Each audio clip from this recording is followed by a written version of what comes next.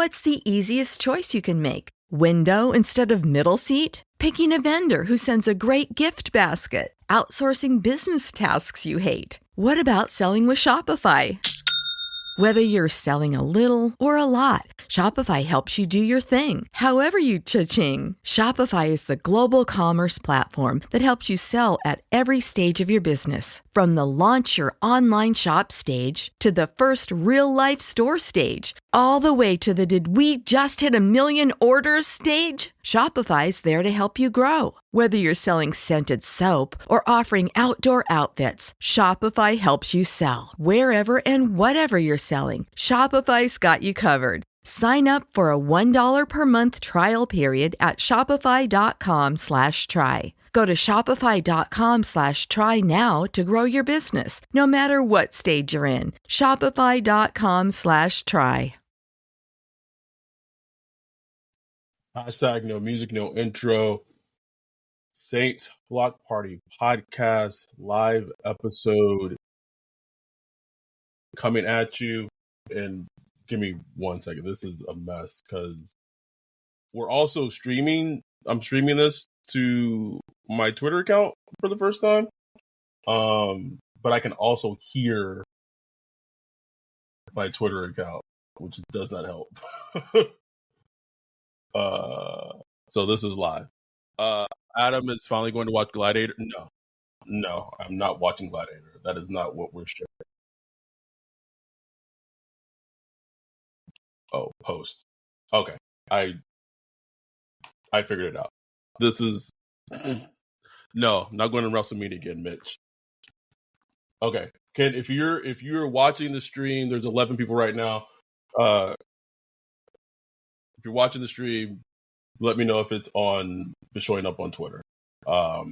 Please and thank you. Sorry, so that was like a terrible opening. Okay, we're live. We're on Twitter. We're on YouTube. We are in the 2024 year. Terrible opening, but I'm glad we all got that figured out for tonight's episode. So we have a lot to talk about Saints related, and honestly, had not as much came out today and yesterday, we probably would have waited to record a podcast, but I feel like probably did not need to wait any longer. So before we get into all that Saints related, we wanted to kind of talk to our fans, our listeners, our audience, our supporters, about what to expect with the podcast going forward. So ease all concerns. There's no major changes. The podcast is still there, but we are wanting to make this more about the community. I think we've talked about that quite a bit, but we also wanted to make it a real thing.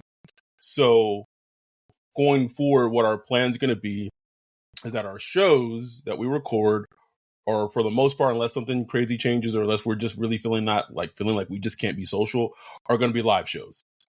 So they're going to be on YouTube. They're going to be on Twitter. They're going to be anywhere else that we can find in live stream. And so what the format of it's going to be is that one of the shows is going to be just what a podcast that we do. Just normal podcast, still on Spotify, still on Apple, nothing changed. And then another show, this is for the off-season schedule. The other show that we do is going to be only on YouTube and for Patreons for the audio podcast version. The big thing, no, Mitch, we were not invited to training camp. The big thing, though, is that these live shows are also going to be taking place when we have guests on, whether that's covering the Saints, covering, whoever. This Sunday, we have Catherine Fisher, Emmy-nominated director, directed numerous episodes of Gotham. That was on Fox, coming on. And these live shows are going to be taking place when we're doing these interviews. And we are also going to open it up to our community to ask people that we have on the show questions. You do have to be a Patreon or a YouTube member. We are working on getting our YouTube memberships set up. So there's going to be multiple different type of mediums that you listen and consume this? What do you want to do? Podcast. And for us, this is about growth, right? We are very blessed to where we are of how we're doing with the audio podcast. And now we're not taking anything away from the audio. We're still going to do it. We're just actually just doing more live streams associated with it. There's actually even a function, Ryan, that I didn't realize that we'll see how it goes. Maybe Sunday we could be like a good test, is that this is a real throwback. Way back to the first episodes of Saints Talk podcast when we had you call in, Diana call in, asking questions about the draft. This is going to be the 2024 version of that, because in Riverside, it'll lost to be five. It'll be 5 audience members where you can ask someone a question that we're interviewing them, either in the chat or a video. Like you join the broadcast to ask your question. That you cannot get more community than that. Can't do it. Oh yeah, that we're definitely going to try that. So like this is all like it's going to be a little experimentation. So y'all just kind of bear with us because we just want to try some different things just to get more engagement with our listeners and kind of spread the word about our community, about the Saints Block Party podcast. Y'all can help out with that a lot just by spreading the word and talking Saints with people. Like, hey man, they got this podcast I listen to, Saints Block Party podcast. Please. Go on YouTube. You can listen to it. You can download it. You can listen to it on Spotify, Apple Pie, whatever. But we really want to push this video. Since we're doing video now, we really want to push this, live stream thing and, see how that goes. And, we also, flexible. We're handsome as shit. Like, why not? Why not? I don't know, bro. I'll be getting some hate on Twitter, bro. This dude said I look like Fizz on Love, man. I'm like, Fizz on Love? Damn. A big worm? Big perm? Big worm, big perm, big worm. I ain't saying I'm a dog piece, but damn. You got a beautiful wife, bro.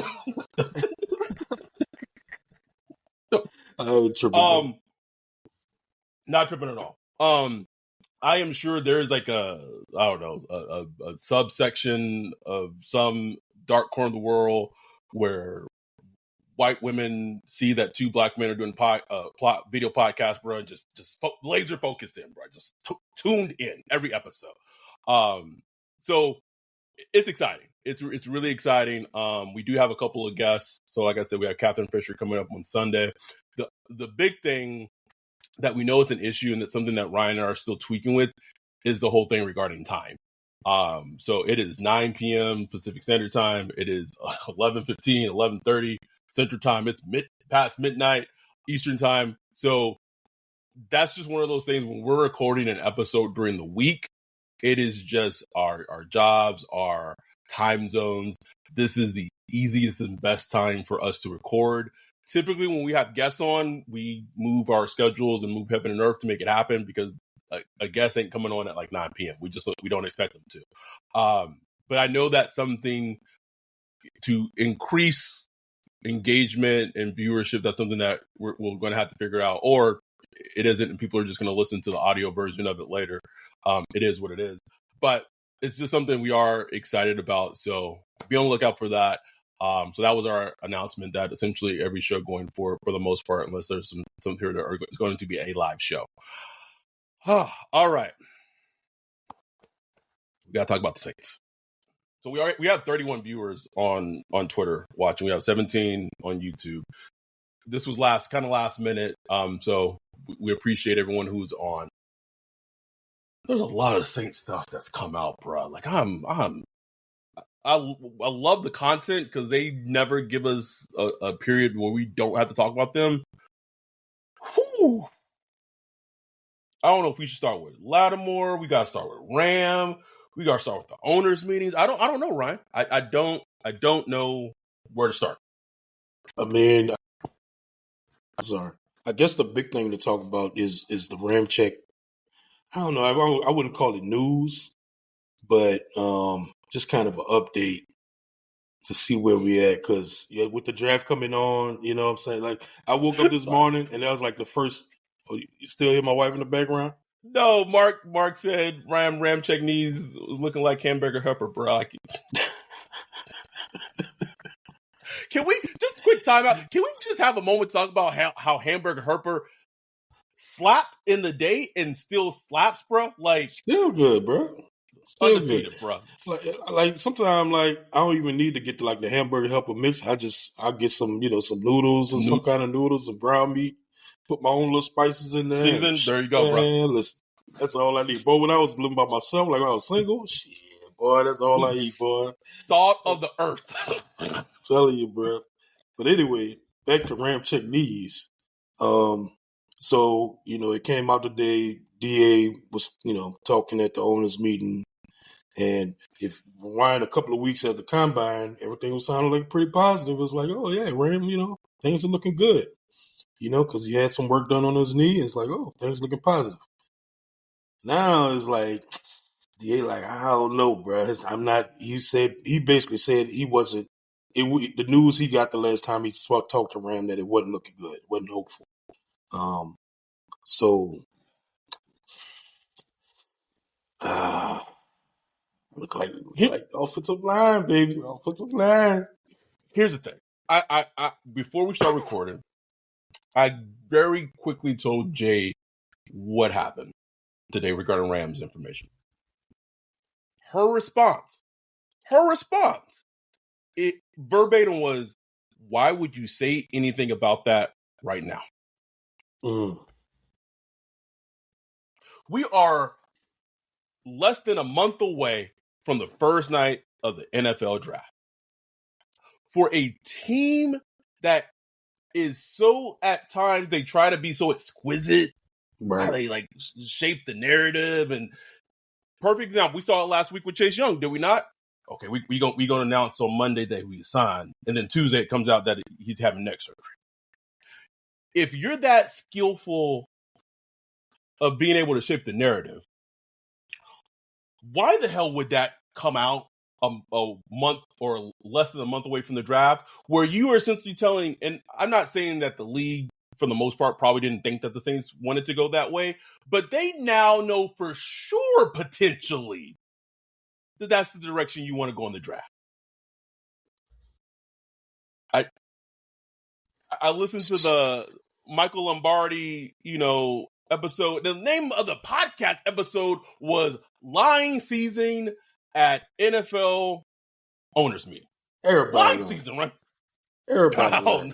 No. Except our guy. No. And here's the thing. There are times when you're as a coach, no matter what sport you're covering, that lying to the media is seen as like a frowned upon. I know when like the Seahawks did it last year before they traded, or sorry, years before they traded, or it was last year before they traded Russell Wilson. They lied. That's playing the game, right? There's a fine line between just like outright lying to be lying, which has happened with Kendre Miller with the Giants game, saying that he got hurt. No, that was a lie. That was a lie.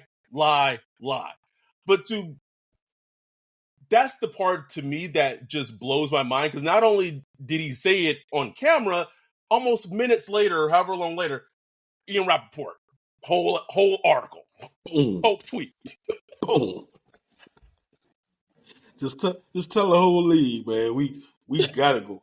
We need offensive line. Tell the whole league. And the thing is, like on one level, I'm glad, that the coach reports injuries and keeps us updated. But I'm like, damn, that's stupid. You know what I'm saying? Nigga, shut up. Because there ain't no reason to say. You didn't even have to tell us. You just you could be like, hey, look, he's recovering right now, and we're gonna see where he at. That's it. Sean was notorious to never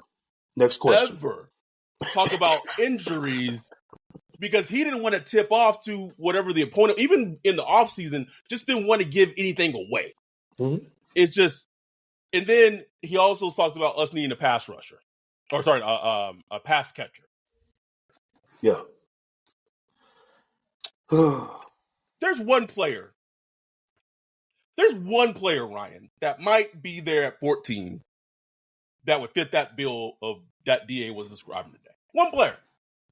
It's not going to be Malik Neighbors. It's not going to be Marvin Harrison Jr. It's not going to be Rome Odunze.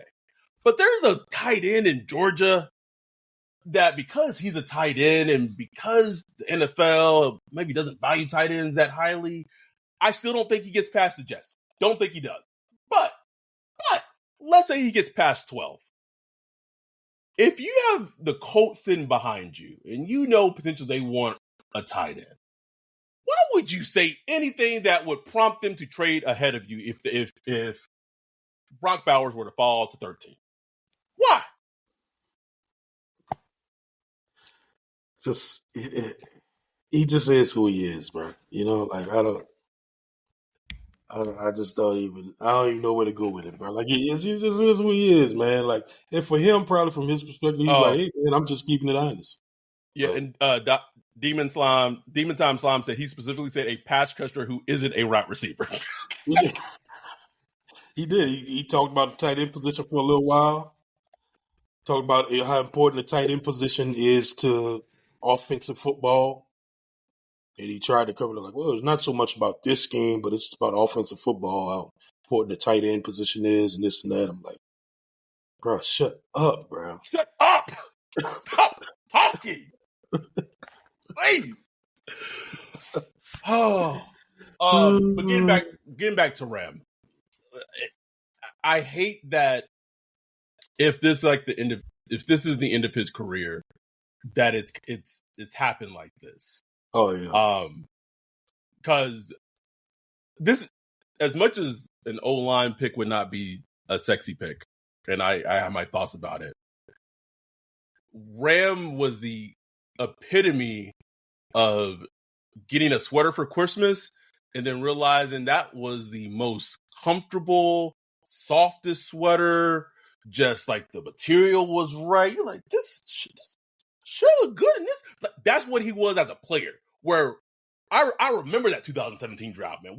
Ryan Ramczyk, Wisconsin. Oh, brother, Twitter was on fire. Like, come on, man. Oh. That man went on to be an all-pro right tackle, had a span of his career where he looked like he was the best right tackle in all of football. And it's just, sad to see potentially like his career. I don't know. Mm-hmm. But our former Saints wide receiver, which still feels weird to say, Michael Thomas, on Twitter, kind of saying, the script sound the same. Bro, this man went and got a quote from DA when he was talking about him and my dog. Yeah, receipts. My dog. Wayne, we all wanted Ruben, bro. We all wanted Ruben. Every single one of us. And you don't know how long, for about a little like a year, I was getting mocked by Jay because Reuben Foster hung up on the Saints. And the Niners traded up and drafted Reuben Foster. And it was just a little thing she would just do for like a year, just poking. And then fast forward, like after that first season, like it was clear who won that trade. We good over here. then I would bring it up, and then it wasn't as funny. But then the question becomes, and I go back to this. If Ram is not going to play all of next season, potentially, we don't know, is the talent on the roster, offensive line-wise, good enough to be decent? Not good, decent. Now, the team has kind of given us an indication that they don't feel like it is. I still don't know in a vacuum how that could be the assessment when there's players in the line that haven't had an opportunity to play. Like, I think Dennis Allen said today that he doesn't know what they have in Sada Verde. This man was on the team for one whole season. I didn't know what you have in a player. Oh no, bro. No idea. No idea. I can understand him not even, but you are seeing him play practice every day in practice. You telling me that you don't know? That's Ryan. That's the stuff that just it just boggles my brain. Boggles my brain, bro. And it's like, I don't know. I don't know what to think about it. I mean, because you take Ramczyk out the equation, Pete's still out there, and they haven't brought him back. I haven't heard anything about them potentially bringing him back or anything. So, I mean, I think it's safe to assume. Does Pete want to be back? Does he want to come back? Like, I don't know. And they carrying the dead money. You would think if they were going to bring him back, they would have tried to work out something beforehand to spread out some of that dead money or whatever. But they didn't. So, I mean, O-line is a need. It is a need, bro. The question is, how much do you want to invest in it? There it is. That's my point. I think I'm asking. And basically, you just add more questions to the equation because right now it's just a lot of question marks. Big question mark with Penny. Question mark with Nick Saldiveri. Then you got young guys like Landon Young. I know he's hurt, bro, but I like some Landon. He racist and MAGA as hell, but I think that's the thing where I'm not trying to overblow those two games, and I get the Giants' defensive line maybe not been great, but just seeing him play well against it's not a bad. It's not. And seeing him play well against Kayvon Thibodeau was really eye opening to me, right? But he's hurt. Let me catch up some things with the chat real quick. Yes, Sean did have Rube on the phone. Wayne said it's like getting that one fly card again that Shannon Sharp had. Yeah, that was Ramczyk. You're like, ooh, is this velvet? This bitch is nice. This is this fits. Shit. Let's see. Our not Hawaiian Mitch, other Mitch said Derek Carr's gonna make them look like first team all McDonald's. Oh man. And that's something I tweeted, man. Yeah. And that's something we've been talking about it in the Discord is how much a quarterback affects offensive line play. So huge, bro. Like it's no coincidence that as soon as Drew Brees left, all of a sudden the offensive line just looked trash. Just all of a sudden. It's like, what happened there? It's just the change in offensive line play. You know what I'm saying? Just that quickly. Let me so great point. Let's keep it just recently this past season. The Chiefs offensive line, Donovan Smith, can't even name you their left guard. Creed Humphrey, Joe Thuney, and Jawan Taylor. It's also kind of sickening that I know almost their whole offensive line. Very sick.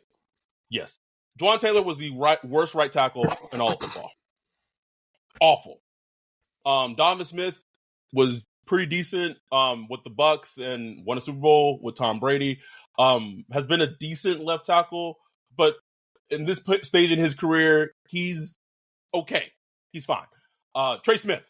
God damn, that's really sickening. The Chiefs invested resources in Creed Humphrey. They drafted Trey Smith in the 5th round. They signed Joe Thuney to a large free agency deal. Had previously traded for Orlando Brown from the Ravens. They did moves to solidify their offensive line when it was an issue when the Chiefs played the Bucks in the Super Bowl. Now Mahomes is to a point in his career where would you want great talent, more talent on the offensive line, especially right tackle and left tackle for Mahomes? More than likely, yes, but he makes that line look a lot better than what it actually is. Especially in the passing game. Now run game, Creed Humphrey and Joe Thuney and Trey Smith are dogs. Like they are dogs in the run game. And that's the key for the Saints is they really need to get a lot better in the run game. And I don't know. That's the thing. I don't know if that's a talent issue. I don't know if that's a coaching issue. I don't know if that's a scheme issue. I don't know. You know what I'm saying? Like it's going to be up to them to kind of figure that out. But I think the Saints really think it's a player thing. You know what I'm saying? It's a talent issue. That's how they view it. But y'all, who brings the talent on the team, Ryan? Make it make sense.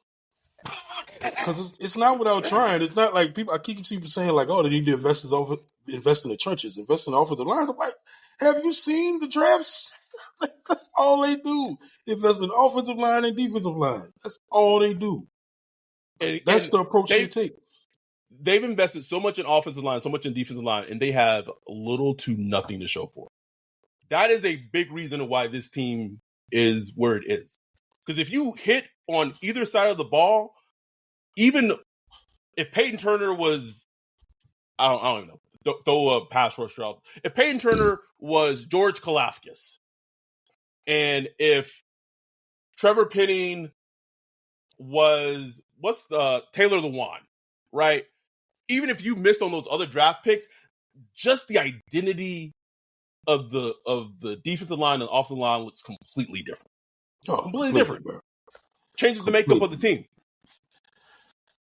But just because you missed don't mean you don't keep trying. But you also have to go back and look at what was the issue. Like, was it mis-scouting? Again, was it coaching? Are they being put in position to succeed? Like, you got to answer them questions before you go back to the well. You know what I'm saying? Or you just putting the next player back in that hole? And you brought that up when we were doing the mock draft. I'm trying to find out. No, not him. What was the player that the Titans drafted that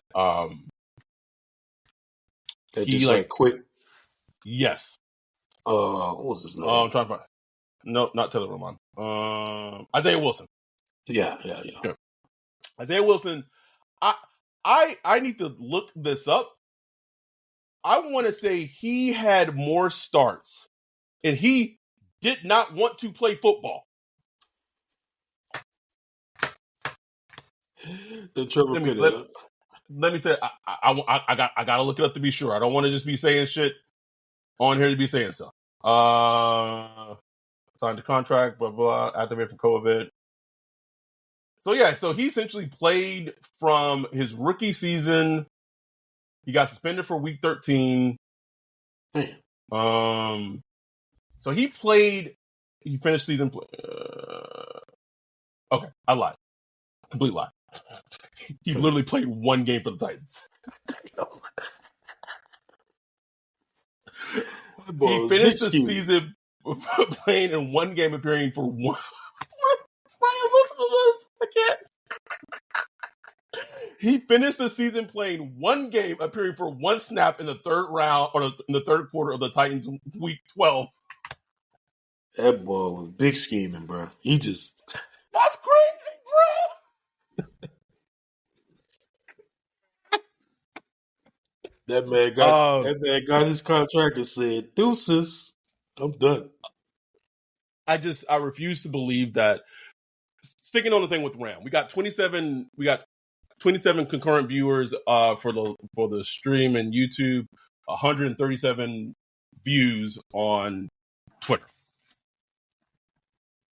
This is where I go back to when we talked about this. We were talking about Chase Young. I don't know how, as like Saints media was trying to tell fans like, no, it's okay. It's not that bad of a neck surgery. It's not that bad of a neck surgery. Literally, Ram has a knee issue, and it's a chronic knee issue. And I'm not trying to downplay that. I'm saying the knee is not important. A knee is not a neck. A knee is not a neck. This man had surgery on his knee and maybe cannot play the entire upcoming season. Can we please? This is a prime example of why we can't take the surgeries that players get, that they're just automatically just going to be okay. You cannot ever know. I mean, can't do it. Has anyone watched Dr. Death? I mean, people were dying on the freaking operating table doing little neck surgeries, just like Chase Young getting. You know what I'm saying? Man, don't put that out there in the podcast, right? Goddamn. What that? I'm just saying they were being killed by the doctor, but you know what I'm saying. Well, yes, that's true. That's true. But you know, hopefully our people at Arsenal are a little better than that. But What the? That's not a cut up I want to make, Ryan. It's not, right? Like, fuck it back. Hey. Please. Catching up with the chat. Jashawn said, not gonna lie, the Saints need to sign a solid backup right tackle. Yes. Demon Slime going on 10 years of drafting into the trenches with nothing to show for it. I'd rather them just draft skill position players and pay mid-tier linemen. I get it. I 100% get it. Saints need help in the I'm going to need the pronunciation guide again. Oh, God damn it. Saints need to help the trenches all together because Cam also had an ankle surgery too, and he is 34, 35 years old. Yeah, man. The dude, he was playing with a high and low ankle sprain. Damn. Mark with the C says Saints first round picks just to be there to collect checks, except for Olave. And people want to trade Chris Olave. Can't, bro. We done drafted Marcus Davenport, Peyton Turner, Trevor Penning in the first round. I can't, bro. Anyway, Dante said Delvin Bro has entered the chat talking about the next thing. Bro. I'm just saying, bro. Like, you can't just. This is serious, bro. This is serious stuff. Let's talk about some good news.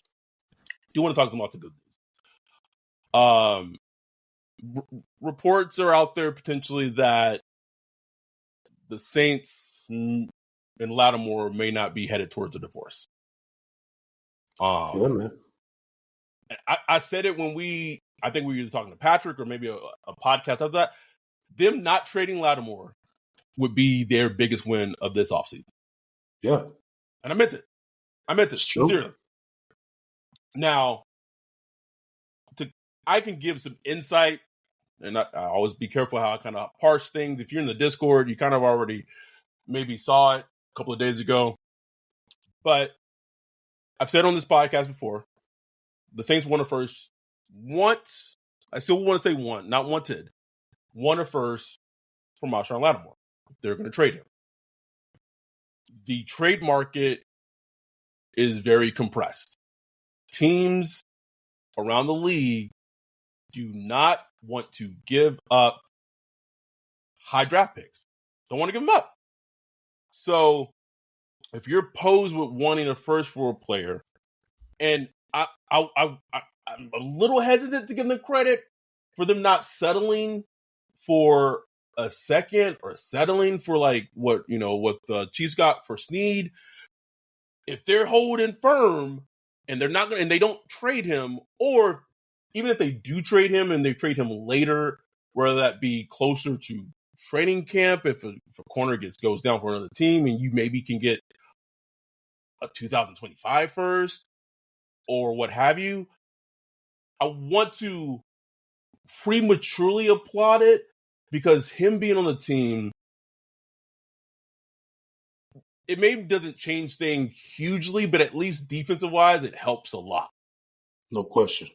It helps a ton, man. Like, especially considering where we are with the defensive line, when you want, hopefully, to bring in, another young player, too. You got Chase Young coming on, hopefully, and all that. Just having lockdown coverage will only help, bro. You don't come across corners like Lattimore often, bro. They're hard to find.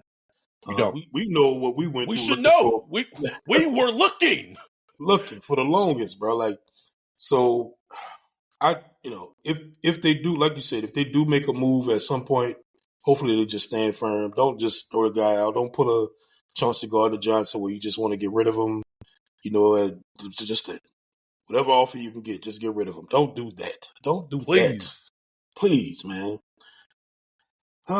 But let's just hope. I hope that remains true. I think Isaac Yiadom, getting going with the 49ers, I think that kind of helped Lattimore's case a little bit. Because I mean, bro, that's that Thanos, right? I mean, because you take Lattimore out of the equation, then that what was a strength. That secondary, for years, has been a strength. Like, well, at least they got that secondary. That is not really a strength anymore. Once you take Lattimore out of the equation, and you got depth issues and all that stuff. Now you're depending on a Debo and Alante Taylor, who Alante is still.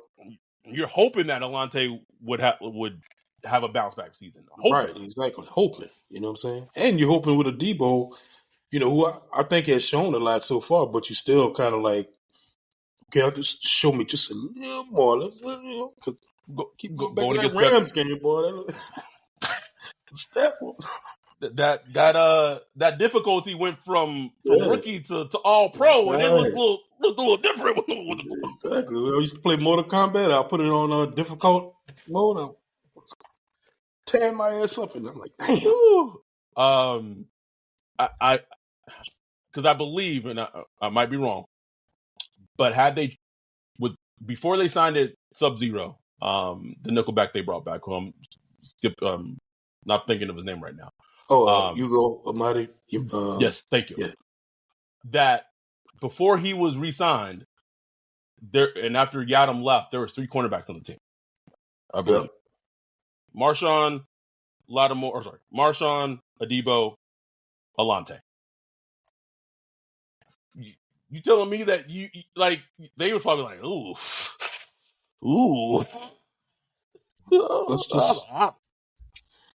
Let's just cool down a little bit. But it still sounds like DA. I don't know, man. Just the way DA talk about Sean, still sound like he just, I don't know, like he butthurt or something, man. Like, get over yourself, bro. You know what I'm saying?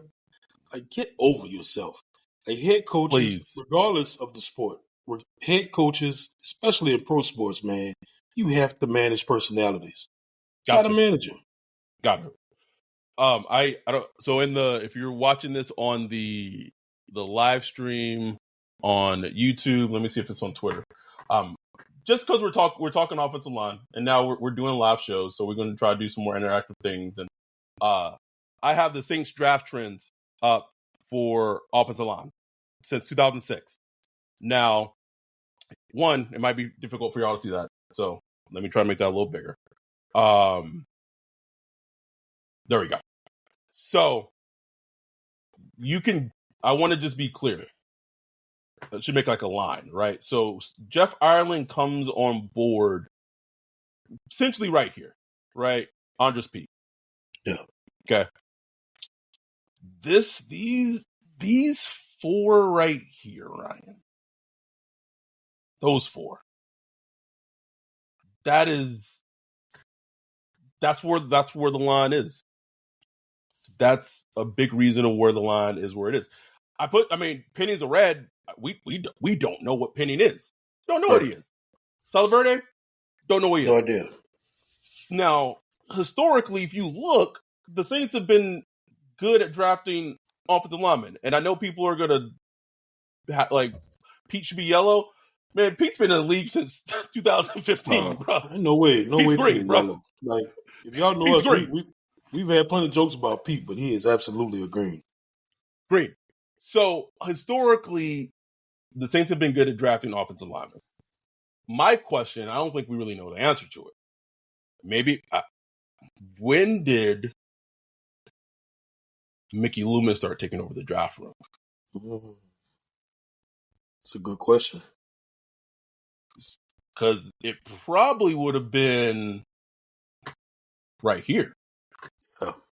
Well, no. Yeah. No. It would have been the Davenport draft. No, not Davenport. Peyton Turner draft the year before. Yeah. Right. That is also Peyton Turner, also a red, should I say. So we're just talking about, we're talking about offensive line, we're talking about defensive line, right? It's draft season. Like, this is, my juices get going a little bit. So someone made a funny comment that I wanted to. No cap, no filter Saint said, at least Cordero Patterson is out the NFC South. Good riddance. He was a pain in the ass. No Diddy.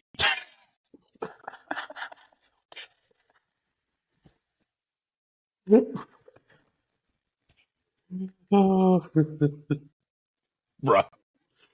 All The right. Saints should have signed Cordell Patterson, man. Shit. Man, bro, I wanted them to sign him because he would bring the offense juice, bro. Straight up. Now we don't flipped it over. Now we looking at defensive tackles that they drafted. Ugh. Ugh.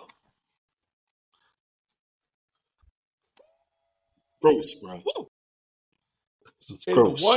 The ones you have hit on, the big one you hit on is no longer a Saint. Trey Hendrickson. Man, I think he done had an all-pro season and maybe like a second-team all-pro since he's left the Saints, right? Oh. They've been feeling that scouting and self-scouting. Bruh. How that work? What you can't. That combined with the fact that the coaching, the brain drain that's happened coaching wise, that's why the Saints are where they are, bro. Like you can only overcome so much. So much, man. But something I do like to point out, talking wide receivers, not so much tight ends because the Saints really haven't drafted tight ends.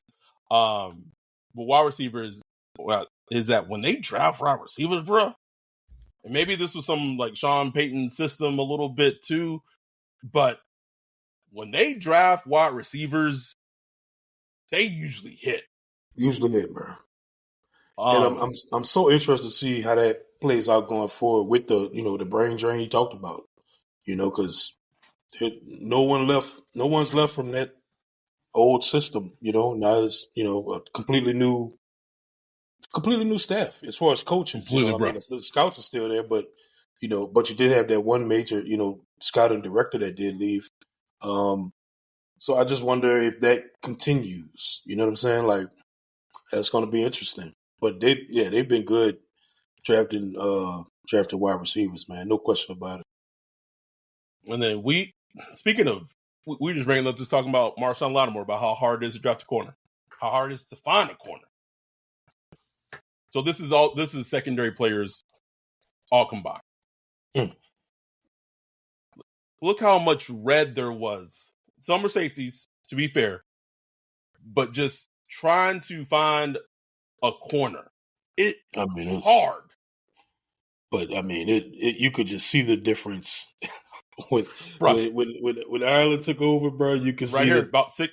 This is all Jeff Ireland, right here. Woo, that's a lot. Those some hits, bro. Hits, bro. You look at it. PJ Williams, Green. PJ's a green. Played a lot in this league. IDC. Played a lot in this league. Von Bell was a starter for years. Played on the Super Bowl for the Bengals. Marcus Williams.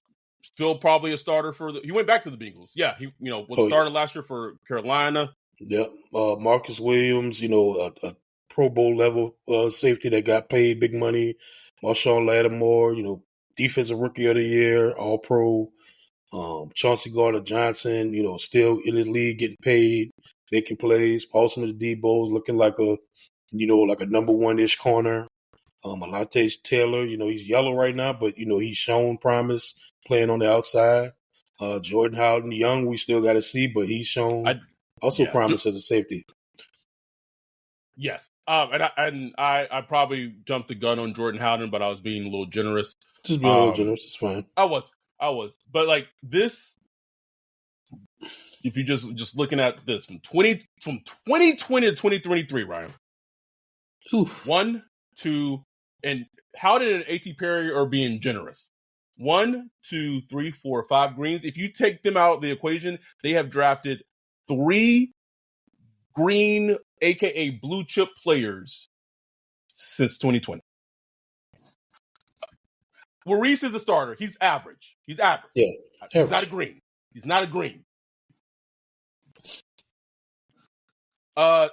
Wayne. Yeah. That would Wayne said he needs a column for the years. This has been. I've worked on this a lot. A column for the years would probably be better. I'm probably not going to change it. It's just kind of my own personal thing. But yes, I understand why the years would be helpful. That's bad, bro. That is bad. Yeah. I don't care what Jeff Duncan wants to say. Oh, but you're forgetting about Shaheen. You're forgetting about Sewell. Like just throwing out like players like this. Like you're forgetting. No. Like those players are not these. This is the makeup of the team. Yeah, but I will say this: if Foskey and Miller and Saldiveri, if like two of those three guys, yes, can be something, then you got a nice little core. You know what I'm saying? You got a nice little core you can work with there, especially if you include Chris Olave. Alante Taylor say he continues to progress. Then you got a nice little. You do. A nice little core there. You know what I'm saying? So I want to give it some time but I mean, it's especially with Falsky, it's like, bro, like we saw that little workout video. Bro, Dante said he was not moved. He said he was looking like him out there, bro. Looking at that feet work, I'm like, man, I don't know, bro. Like, the Rook 10 said Granderson and Shaheed. Listen, two things. One, yes, they have hit on some undrafted free agents. Mm-hmm. The person that was finding those undrafted free agents is now with the Denver Broncos.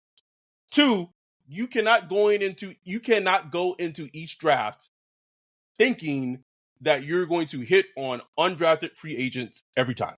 It is a unrealistic expectation. I think as Saints fans, because of the undrafted free agents we've hit on in the past, it's kind of clouded the judgment of like what the expectation of what a UDFA actually should be and is. But also the person that was finding those players is no longer with the Saints. Let's see. Ireland and Co. are great at scouting. I blame the person pulling the trigger in the draft room. Demon Time Slime said that. I'm not want to sit here and act like Jeff Ireland does not have any fault if we're doing like a blame pie.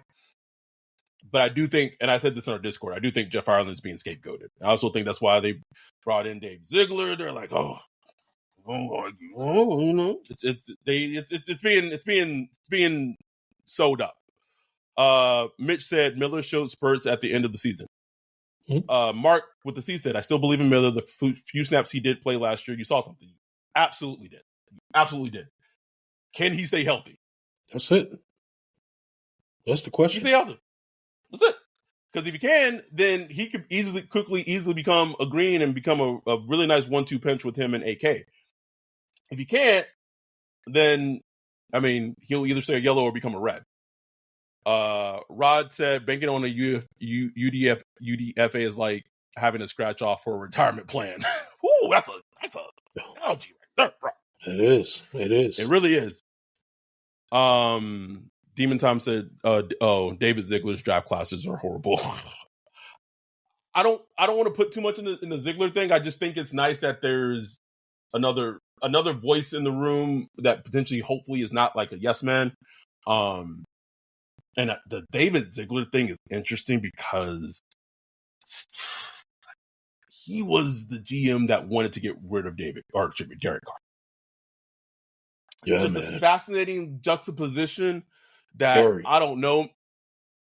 I don't know if there's a quarterback that might slip, if it's Penix. I don't know. But just seeing him having that mental picture, just whispering in Mickey's ear, like, this card dude trash, bro. Like, you got shit. Like maybe Dave Ziegler might be the savior for the Saints' future that we needed, and we never knew it, bro. I don't know. Hey, bro. Not always the hero you want, man. But I also something that I was interested in, Mickey Loomis, he talked at the owners meeting. He did pretty much confirm. He did, yeah. And he really did confirm that they tightened up the cap, man. Like they have like a pretty much a 2-year plan to try to get that cap cleaned up, so they're not going to be doing a lot of big spending. So like that's the focus right now, which makes sense. We kind of figured that just looking how this free agency went. He did say that could change. Sounded like it depends. Like just say all of a sudden the team was good this year, for whatever reason. Like it's like, damn, this team is actually good. Made the playoffs and stuff. They might get back in that aggressive mode. You know what I'm saying? start charging a credit card or whatever. But for now, it sounds like, the plan is just to kind of make it enough. You know what I'm saying? Where that directive's coming from? Is it coming from Gail? Is it just something they plan on doing? Because he talked about how the pandemic kind of threw off the cap a little bit, and they're still kind of working through that, which is understandable. So that's gonna be interesting. It's gonna be interesting. And my whole thing is just like, why now? You know what I'm saying? And then somebody brought up in the Discord, it was a good question. It's like, is DA just kind of like are they looking at him kind of like a guy to ride through the tough times with? Like, I don't know. I mean, that's not what I get from him, because I think Not Loomis. me either. Yeah, I think Loomis really think DA that dude. That dude. In his heart, Yes. in his heart of hearts, maybe not, but he will go down fighting. Oh, with absolutely. DA. And it's funny you bring up cleaning up what I always think about is like the last 2 seasons with the Vikings.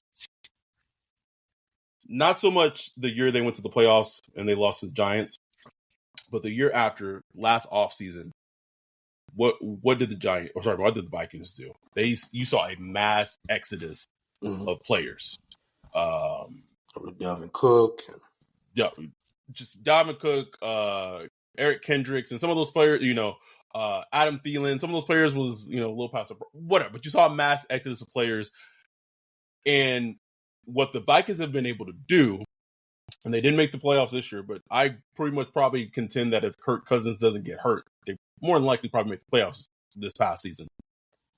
They were able to clean up the cap in their cap situation by at the same time, still being competitive and still being good.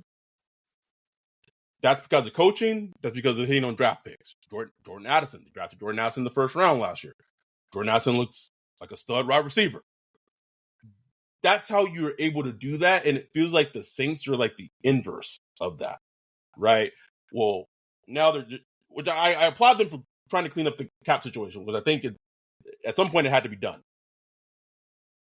But are they going to be able to clean up the cap and still be able to put a team on the field on Sundays that can be competitive and that potentially can contend to get into the playoffs?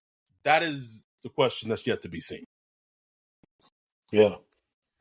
I don't know. I mean, so much is hinging on this, because it kind of reminds me of 2017, going into 2017. I was about to say that. Because it's like nobody really knew what to feel. We just came off 3 back-to-back 7-9 seasons. Sean Payton didn't know if he was kind of like wishy-washy. Is he going to stay? Is he going to go? Rumors of him leaving. Didn't really know how to feel going into 2017. From what I recall, I don't remember them, paying a big money free agent that offseason. Like they brought in Adrian Peterson and. Oh, yeah, that's right. Man, but that feels like forever ago. Forever ago. And then they had the 2017 draft. When the draft happened, okay, yeah, we got Marshawn Lattimore, but we didn't really know how good that draft would be. And all of a sudden, after week 2, teams started cooking. Hashtag fire Sean Payton. Team started cooking. It's like, okay, we got something here. Next thing you know, you got this really good young core to build around, breathe new life into Drew Brees, who we thought was on his way out, and it just completely changed the whole tenure of the Saints. And you had like a whole nother run with the Saints, even though, we never made a Super Bowl again. We were right there. So things could change, like especially with a really good draft class. If they could really knock this draft class out the park and get turn a lot of those reds you had and yellows into greens, that could really change the trajectory of where the Saints go. Huge. It's a huge draft class. It's a huge upcoming draft. That's why if you are in Louisiana, if you're in the Gulf South, please, if you are a Patreon, make sure you RSVP and come to the draft party that is on April 25th, less than a month away. We also, if you're not a Patreon, but if you're more of the YouTuber kind, we are planning on getting memberships for for YouTube specifically out there. And we'll kind of go over the perks and those. We got to figure that out, but pretty similar to the Patreon perks. But thank y'all. We wanted just to recap all of this, get it out there. We got up to like 33 concurrent viewers in YouTube, and then on the old Twitter, we got up to close to like 170 views. Not bad. I'm glad I figured that out right before we start recording. What does it mean anything? I don't know, but we got the views. But thank y'all for tuning in. We will be back on Sunday chatting with the Emmy-nominated director, Catherine Fisher, who is a diehard Saints fan. She's a big fan of the podcast. It's going to be very exciting to have her on. Talk about Saints, talk about New Orleans, talk about entertainment business. So make sure you tune into that. We will be back on Sunday. Take care of yourselves. Thank y'all for the support as always. Like and subscribe on YouTube, on podcast format or mediums, anything, everything to just show support. We love y'all. We appreciate y'all. We'll be back on Sunday. With that, we're out. Peace.